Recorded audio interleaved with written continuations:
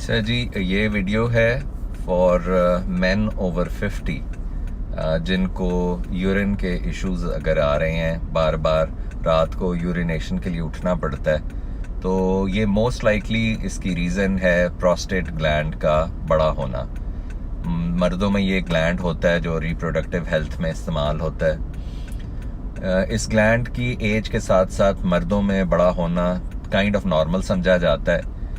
Allopathic medicine में इसका कोई इलाज नहीं है other than having surgery.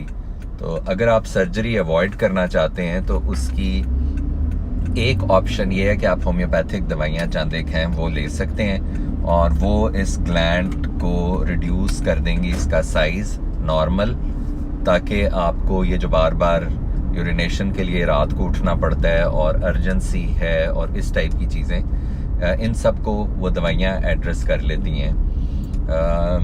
Homeopathic दवाइयाँ सेफ हैं डिपेंडिंग ऑन कि आपका केस कितना सिवियर है। It can take a few months to see improvement, लेकिन the cure can be done without any surgery, without any aggressive medication. Homeopathic दवाइयाँ safe हैं, सस्ती हैं और आसान हैं इस्तेमाल करने में भी।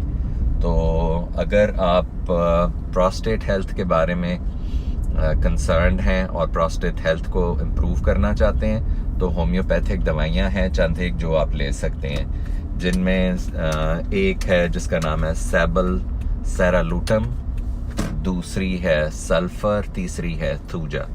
तो अपनी मर्जी से इस्तेमाल करने की ज़रूरत नहीं है। अगर आप किसी अच्छे होम्योपैथ को जानते हैं तो उसके पास चले जाएं, नहीं तो हमारी एक वेबसाइट है, उस पर भी आप कंसल्ट कर सकते हैं। वेबसाइट का नाम है payaftercure, this is one word, payaftercure.com। तो उस साइट पे से भी आप हेल्प ले सकते हैं। Thanks for watching.